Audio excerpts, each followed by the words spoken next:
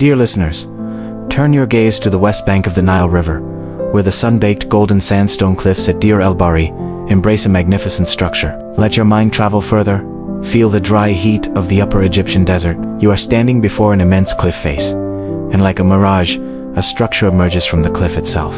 3 great terraces, connected by long, wide ramps. Hundreds of columns stand in stark, rigid order, creating a mesmerizing play of light and shadow. This is not a temple that strains toward the sky. This is a temple that melts into the earth, honoring the very cliff that bore it. That temple, with its soaring colonnades, is a symphony in stone. But hidden behind that breathtaking beauty is a mystery that has baffled archaeologists for centuries. The mystery lies not in the stone, but in what was taken away. In the 19th century, when Jean-François Champollion and his successors, the first to crack the hieroglyphic code, began to decipher the mysteries on these walls, they noticed something deeply strange. They walked along the exquisite reliefs. They saw a king offering gifts to the gods. They saw a king leading armies, a king in a posture of victory.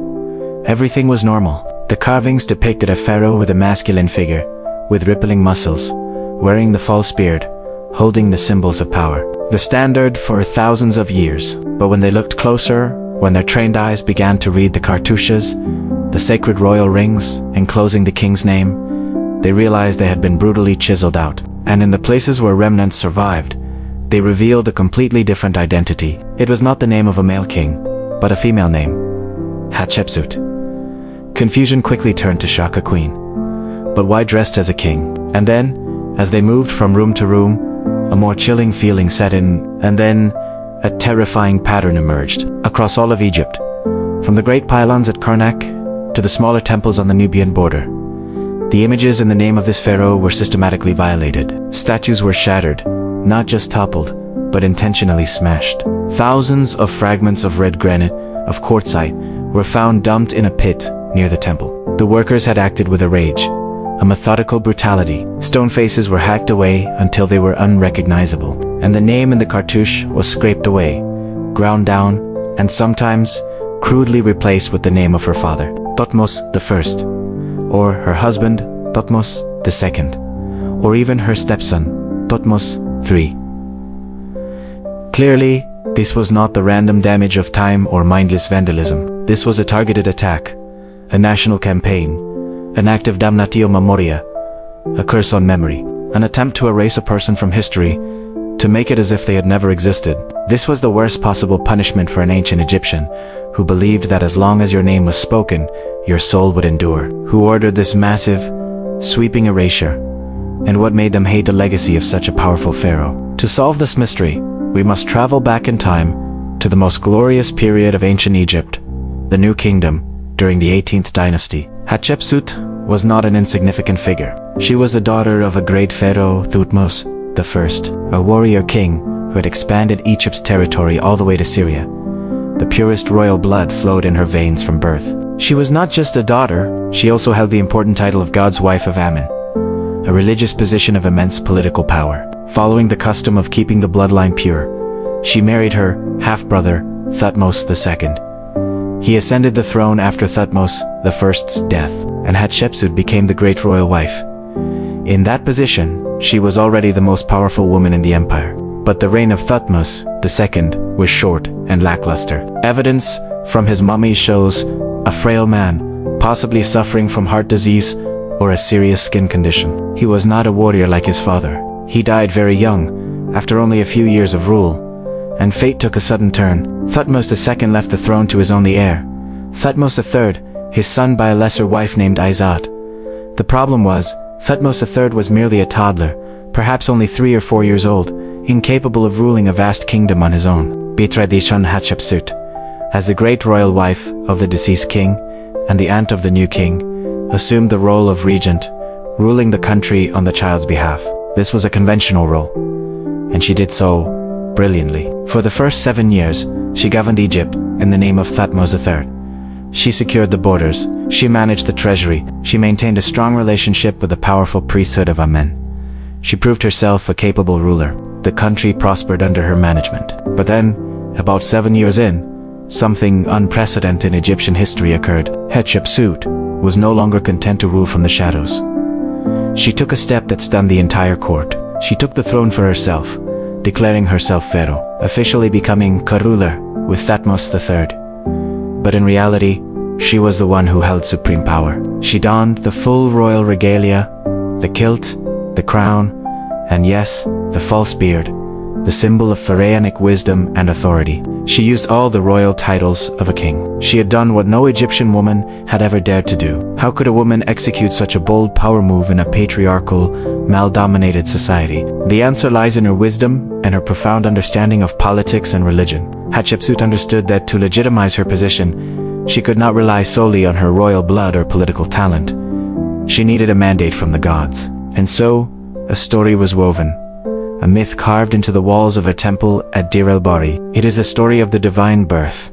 Picture it. One night, in the royal palace, Queen Thutmose, Hatshepsut's mother, is sleeping. A divine fragrance fills the room, the scent of the gods. The door opens, and in walks her husband, Pharaoh Thutmose. But no, something is different. His eyes shine, and his aura radiates a divine power. It is the great Amun-Ra, the supreme god of Egypt, who has taken the form of the pharaoh. He approaches the queen, and as the hieroglyphs describe, he gives her the breath of life, his divine spirit, to conceive Hatshepsut. She was not merely the daughter of a pharaoh, she was the biological daughter of a god, chosen by the divinity himself to rule Egypt. With this masterful propaganda campaign, Hatshepsut transformed herself from a legal regent into a divinely ordained pharaoh. She was no longer bound by earthly rules of gender. She further cemented this by constantly emphasizing her connection to her father, Thutmose. On the temple walls, she had images carved of her father crowning her, appointing her as his successor, bypassing her weak husband Thutmose II. The message was clear: I am not taking the throne. I am claiming what is already mine. And once she had secured the throne, Hatshepsut proved to the world exactly why she deserved it. Her reign lasted 22 years, an era of peace, prosperity, and monumental construction. Unlike male pharaohs, who often sought glory on the battlefield, Hatshepsut focused on building and developing trade. She knew the most enduring legacy was not conquered lands, but architecture that would stand the test of time. Go to Karnak, the largest religious center in Egypt. There, she erected not one, but two massive obelisks of red granite. They stood nearly 100 feet tall, each block weighing hundreds of tons, quarried from Aswan, transported down the Nile on massive barges, and erected in just 7 months. It was an impossible feat of engineering. She boasted in the inscriptions that their tips were plated in pure gold, reflecting the sunlight, making them visible for miles. And her greatest masterpiece, of course, was her temple at Deir. It was not just a place of worship, but a declaration in stone, an autobiography recounting her divine birth and her achievements. Its architecture is in perfect harmony with nature, its terraces rising one after another, like a stairway to the gods. But perhaps her most celebrated diplomatic and economic achievement, recorded in detail on the walls of Deir el-Bahari, was the expedition to the land of Punt, a mystical land known as the Land of God. No one knows exactly where Punt is today, perhaps modern-day Somalia or Eritrea. It was a land of riches, of incense, of wonders. Hatshepsut sent a fleet of 5 great ships across the Red Sea to get there. Imagine the risk. They sailed south, into unknown waters, facing storms and uncertainty. The reliefs show their arrival, a foreign land with houses built on stilts to avoid wild animals, people with dark skin and different attire. The king and queen of Punt received them in peace. They did not come to conquer. They came to trade Egyptian wine, weapons, and jewelry in exchange for the treasures of Punt. When the fleet returned, Thebes held a festival. They brought back things that astonished the Egyptian people: resin, essential for religious rituals, ebony, ivory, leopard skins, gold, and most importantly, they brought back 31 living myrrh trees, their roots carefully wrapped in baskets, to be planted in the gardens of her temple. This was not just trade, this was a religious event. Hatshepsut had brought the land of God back to the gods of Egypt. The success of this voyage not only enriched Egypt, but it was a resounding public relations victory. It proved that a female pharaoh could bring prosperity and divine favor without resorting to the sword. On all her monuments, she had herself carved in the guise of a male pharaoh. But understand, this was not a denial of her gender. It was an acknowledgement of the reality of power. For thousands of years, the image of the pharaoh had been standardized. The masculine figure with rippling muscles, the long beard, was the standard, universal symbol of pharaonic power that all citizens recognized. To be recognized as king, she had to use the visual language of a king. She was using that visual language to send a clear message, Eme king. And then, after 22 glorious years of rule, Hatshepsut died. She was laid to rest in a magnificent tomb in the Valley of the Kings, a supreme honor, in a sarcophagus originally made for her father. Thutmose III, now a grown man in his 30s, finally took sole possession of the throne, and everything seemed peaceful. Thutmose III wasted no time. He immediately proved himself to be a military genius. He became a great king, a strategist, nicknamed the Napoleon of Egypt. He conducted 17 military campaigns, expanding the empire to the Euphrates River in the north and deep into Nubia in the south. He brought back countless riches and slaves. His reign was a golden age of military might. But then, around the 20th year of his reign, some 20 years after Hatshepsut's death, a strange order was given. An army of workers, armed with hammers and chisels, began their journey across the country. Listen to the sound of metal on stone. The chisel, clack, clack, clack, repeated thousands, tens of thousands of times. They went to every temple, every monument that bore Hatshepsut's image or name. With terrifying patience, they hacked her name from the card. They smashed her colossal statues, aiming directly at the face, at the symbols of power in her hands. This was a massive, expensive, and deliberate undertaking. Sometimes, they even replaced her name with that of Thutmose I, II, or Thutmose III himself. So, who was behind this systematic and total erasure? All the clues, from the timing to the scale, point directly at Thutmose III. But why,